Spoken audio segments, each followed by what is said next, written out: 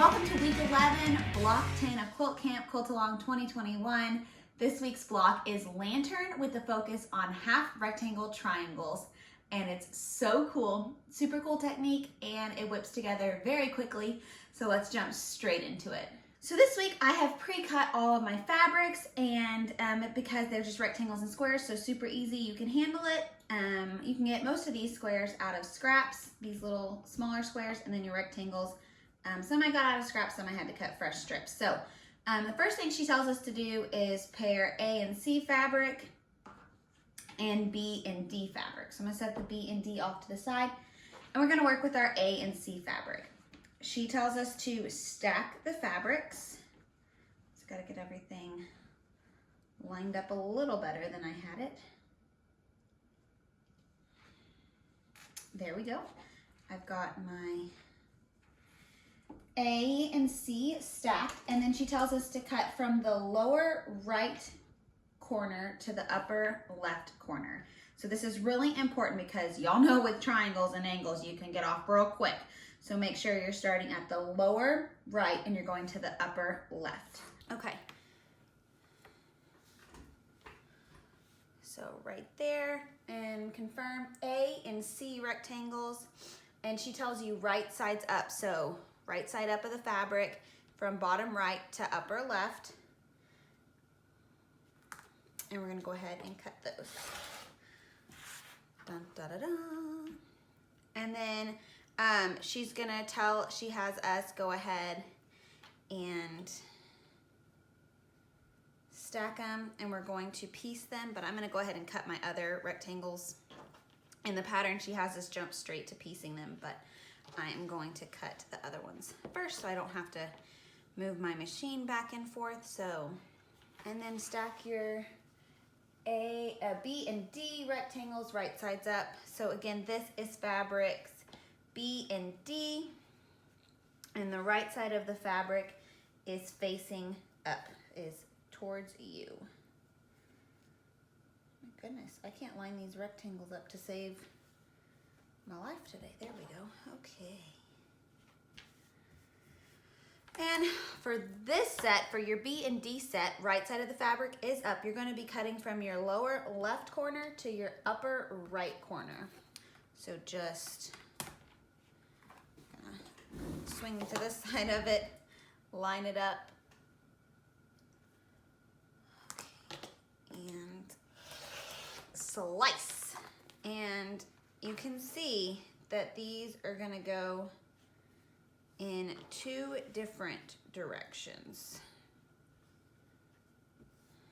Dun, da, da, da. And that's what you want to confirm before you start sewing. You don't want to waste any time.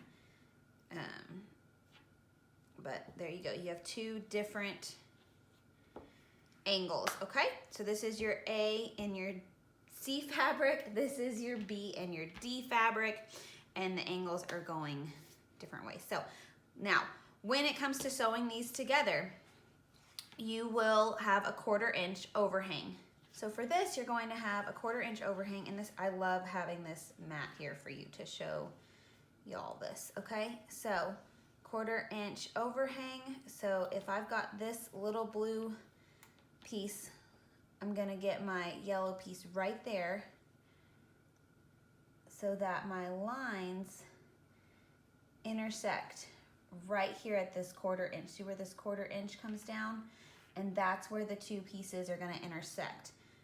And then that is like how to get a perfect 1/4 inch. And you can pin it if you're, I like to just hold it, but you can pin it in place, flatten it out, and let me shift everything back over where we were.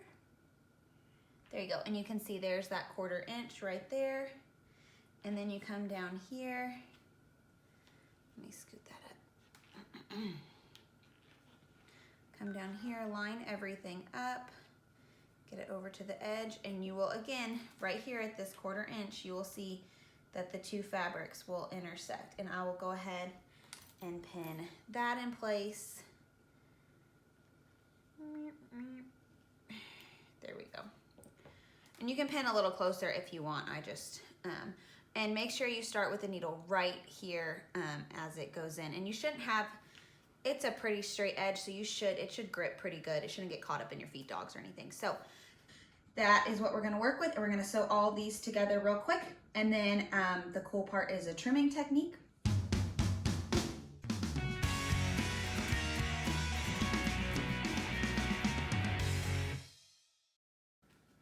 And there you go, you can see that our stitch starts right there where they intersect and finishes right there where they intersect. So that is spot on.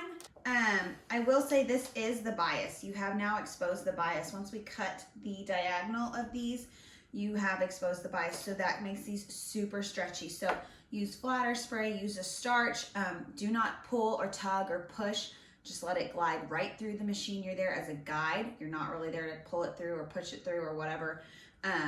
And then she instructs us to press towards fabric A. And this is another instance where I would sort of lightly finger press the seam open first, so that when I'm using my iron, I'm not having so much pressure that I'm causing it to stretch and warp like that. So, and then we'll trim them up. But before I jump to the trimming, I am going to beast through all of these real quick, and then I will trim.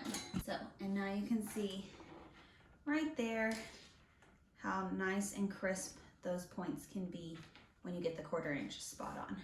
So I'll be back in just a minute after I knock these out.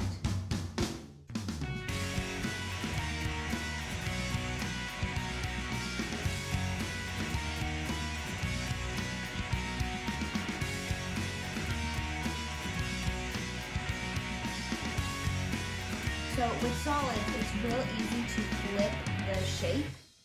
And let me show you what I'm talking about. I sewed it this way, but I flipped what was the right sides of my fabric, and it should be like this square. And see how the colors are different? And even if I flip it, I'm not getting the same. So be mindful of that. Keep the correct sides up. Double check yourself, because this is not correct. This one is backwards, so I have to rip it out. But so be mindful of that when you do that. Just make sure you don't flip the fabric, like literally just be mindful of the right side of the fabric and check yourself and you'll be fine. But I made the mistake, so I figured it's worth mentioning to save you the heartache.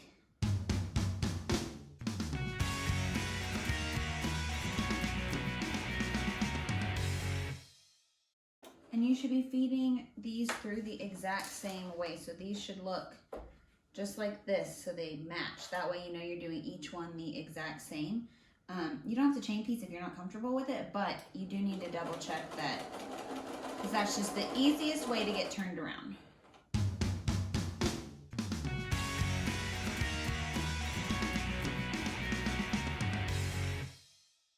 Easy way to check before you press that everything's going in the right direction. Line them all up like this and make sure they all copy each other. And then you can always double check with the pattern as well. And then again, I love on something like this that's on the bias, I like to finger press first so I don't have to push so much with the iron. And I can just lay the iron down and it does it without me having to press and pull and jack with the fabric too much. Alrighty, so now we have all of our beautiful blocks made here, and we're gonna start with the A and C fabric. And she does a great job describing this in the pattern. So having a 9-inch ruler, you're gonna take the 1/4 inch mark and you're gonna put that on the diagonal up here. And then you're going to take the 1/4 inch mark further down, 8 over to 4 1/4 this way, and that you're gonna put that one on the diagonal as well, like that. And then we're gonna trim the top and the left side.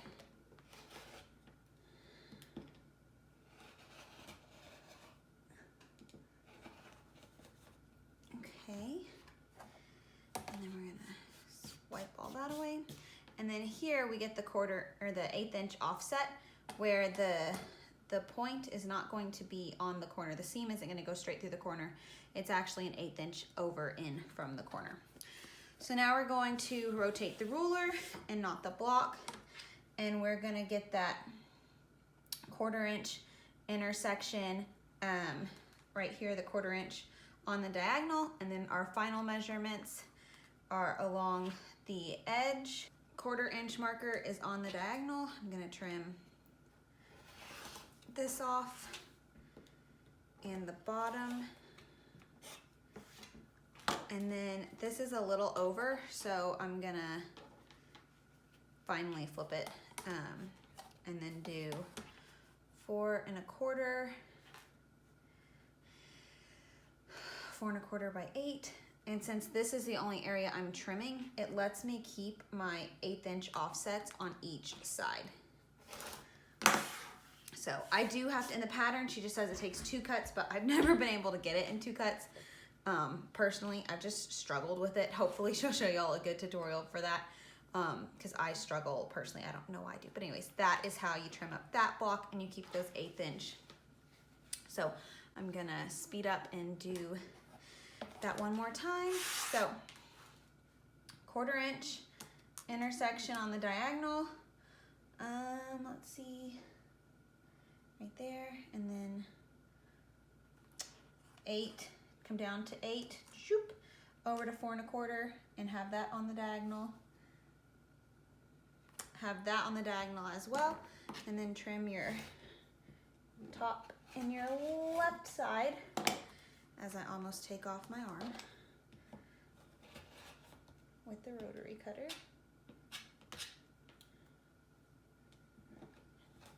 Okay, and then,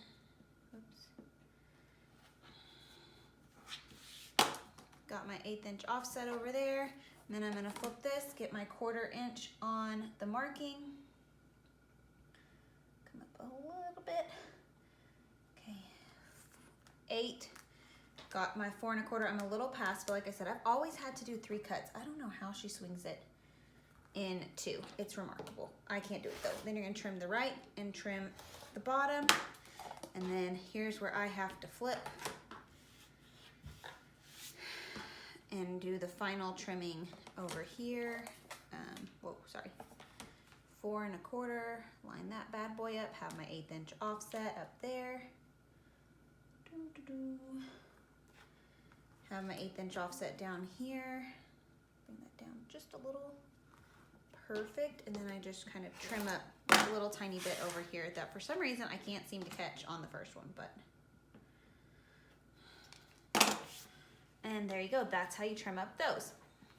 Now for the B and D fabric, it's the same situation. You just start trimming down here first. So you're gonna get the 1/4 inch line on that diagonal, and then you're going to try to match up go all the way down to 8, and then 4 1/4, and get that on the diagonal as well. And then you'll trim the bottom and the left side. I don't know why I literally just changed this blade out. Okay, and now, see I have my 1/8 inch offset down there. And now we're gonna do the 1/4 inch up here and line that up with 8 down here like that. And I'm gonna go ahead and trim. And again, I'll still have to come over here and trim this side. I do not know how Erin is so talented, because see, if I just line up the 4 1/4 by 8, it puts my seam on the corner, and you don't want that. You need that 1/8 inch offset. So I have to bring that down to the 1/4 inch and line up the bottom with the 8 inch mark down here, and then get that 1/4 inch right here on the diagonal. Bring that down just here.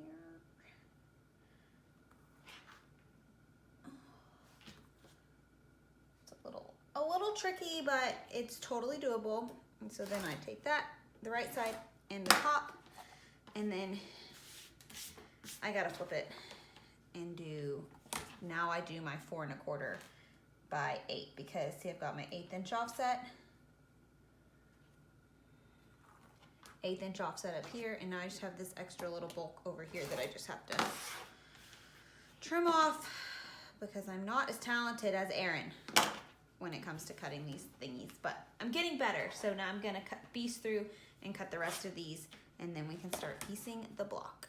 So once you've got all these half rectangle triangles trimmed up, and you will put a line down the diagonal of the small background squares you have, and she tells you how many of each corners get these, whatever, I can't even think of the word, get little squares. So you get 4 corners on A, so I'm gonna go ahead and do all 4 of these, and you're sewing a snowball, so it'll fold back like that on the corner of the block. And then she tells you how many to put on B corners, and then you can move over, B corners, and then from there she tells you how many to add to the other corners as well. So we're just gonna bust those out.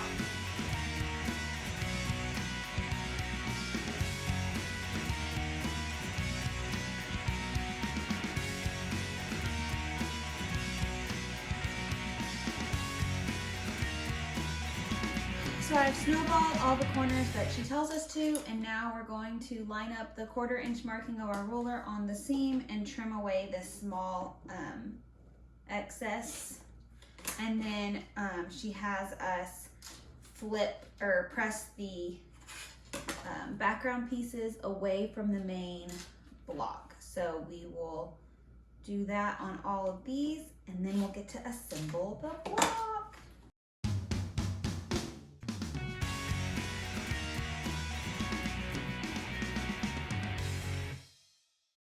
So we've got all the corners snowballed as she instructs, and now we get to assemble the block. So I'm gonna do my best to not get myself turned around. Oh.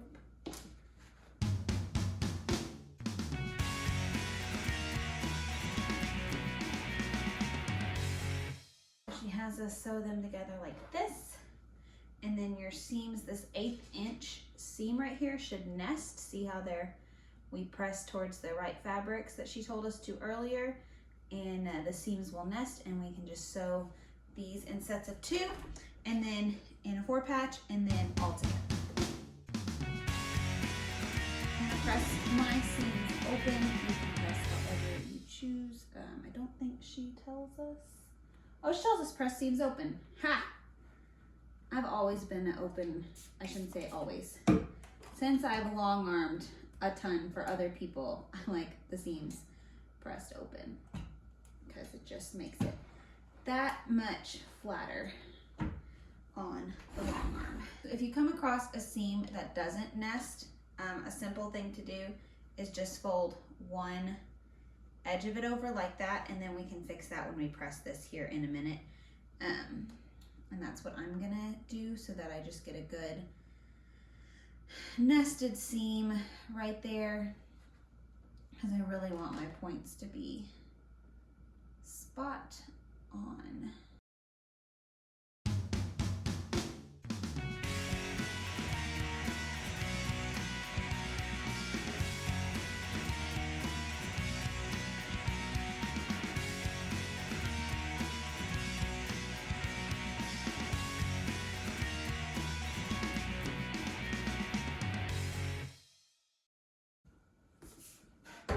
So cool. And this one I pinned, and I got my points so close, and this one I didn't, and they're off quite a bit. So I would definitely say pin these when you put them together. That way you can guarantee those crisp markings that you're gonna want.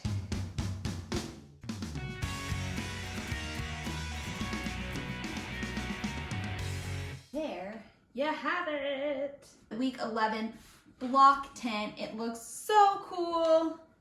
I think it's so retro looking, honestly. Like, it's giving me like a 70s vibe-ish, and I love it. So, friendly reminder, get this full photoed and post it up on Instagram by Sunday night. That way you can be entered in this week's giveaway, sponsored by Kitchen Table Quilting and Made Beautiful Studios. Thank you so much for joining me. I hope I helped you with this block. Honestly, the trickiest part is trimming up for me, but I think we conquered that. And yeah, so I hope you have a great time quilting it. And until next week, happy quilting.